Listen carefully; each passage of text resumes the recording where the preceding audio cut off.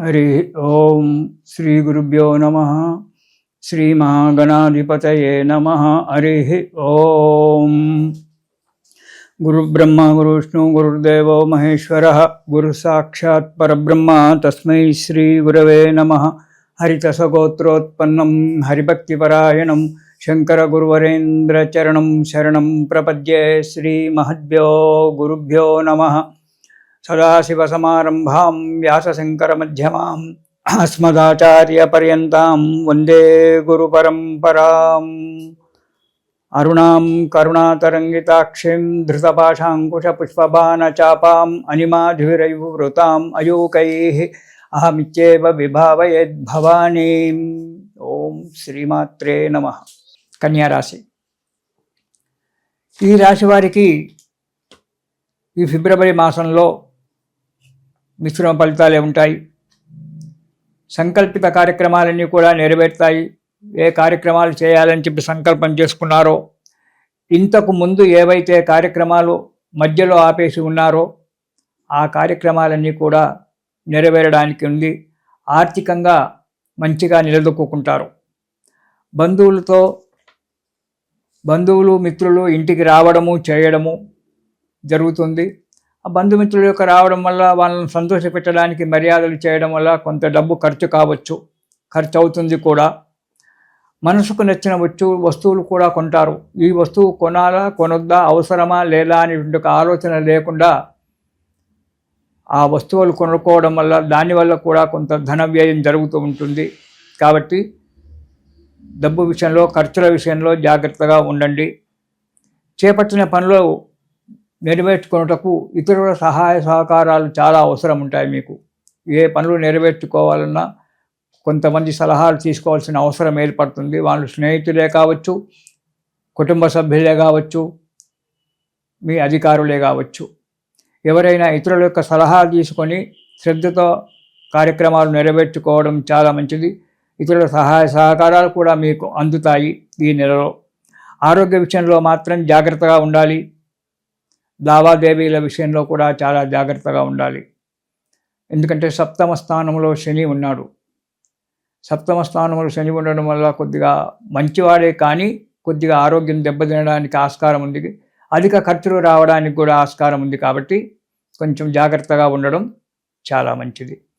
ఇక మొదటి వారం గనక చూసుకున్నట్టయితే చేసే వృత్తిలో, వ్యాపారంలో మంచి డెవలప్మెంట్ కనబడుతూ ఉంటుంది. లాభసాటిగా ఉంటుంది. నూతన గృహ నిర్మాణానికై ఆలోచన చేస్తారు. కొత్త ఇల్లు కట్టుకోవడం కానీ లేదా కొనడం కానీ ఏదైనా చేయడానికి ఆలోచిస్తారు. దానికి ఒక రూపకల్పన అనేటువంటిది ఏర్పాటు చేసుకుంటారు. బంధుమిత్రుల యొక్క కలయిక జరుగుతుంది.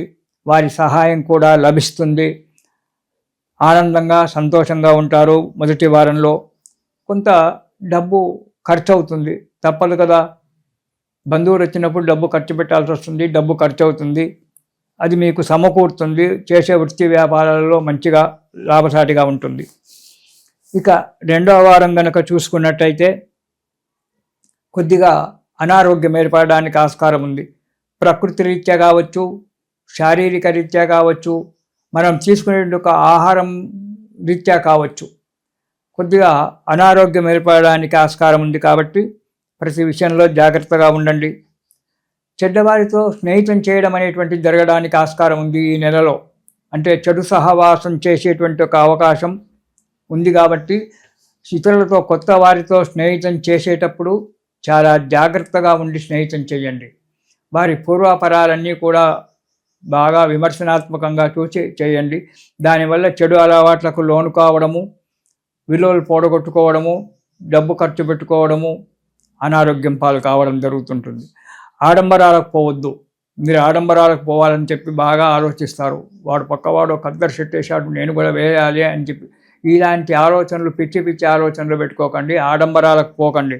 ఆడంబరాలకు పోవడం వల్ల అధిక ధన నష్టం కలిగి రుణబాధ ఏర్పడేటువంటి ఒక అవకాశం కనబడుతుంది. కాబట్టి మీరు అధికంగా ఆడంబరాలకు పోకుండా పరిమితిలోనే ఉండడం చాలా మంచిది.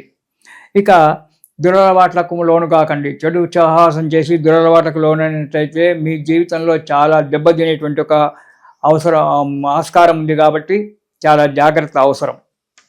ఇక 3వ వారం కనుక చూసుకున్నట్టయితే అనవసరమైనటువంటి ఒక ప్రయాణాలు చేయడం జరుగుతుంది.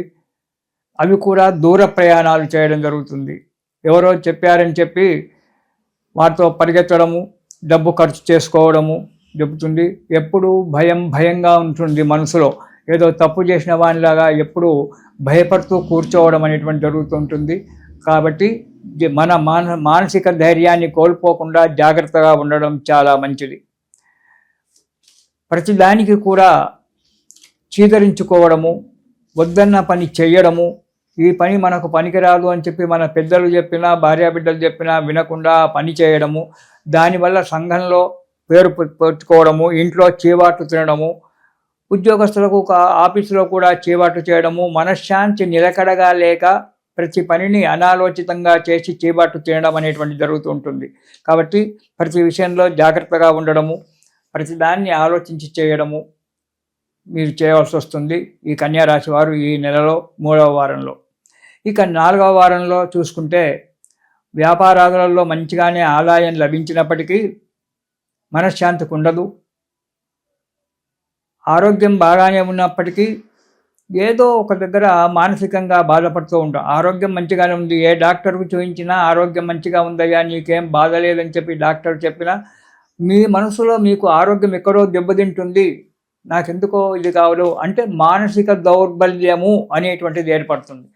మానసిక దౌర్బల్యం ఏర్పడినప్పుడు నాకు శరీరంలో ఏదో బాధ వచ్చింది, చిన్న నొప్పి జరిగినా ఓ మోకాలుకో మోచేతికో కాలుకో ఎక్కడో కడుపుకో చిన్న నొప్పి వచ్చినా నాకేదో పెద్ద నొప్పి వచ్చేసింది, నాకేదో అవుతుందని భయపడుతూ కూర్చుంటారు. అలాంటి భయాన్ని వదిలిపెట్టండి. మనకు ఈనాడు వైద్యులు ఎంతోమంది ఉన్నారు, వాళ్ళని కలుసుకొని ఆ నొప్పి నివారణ ఒక 2 టాబ్లెట్లతో నొప్పి నివారణ చేసుకోవచ్చు. పెద్దగా భయపడాల్సిన ఆరోగ్య విషయంలో పెద్దగా భయపడాల్సిన ఒక విషయం ఏమీ లేదు.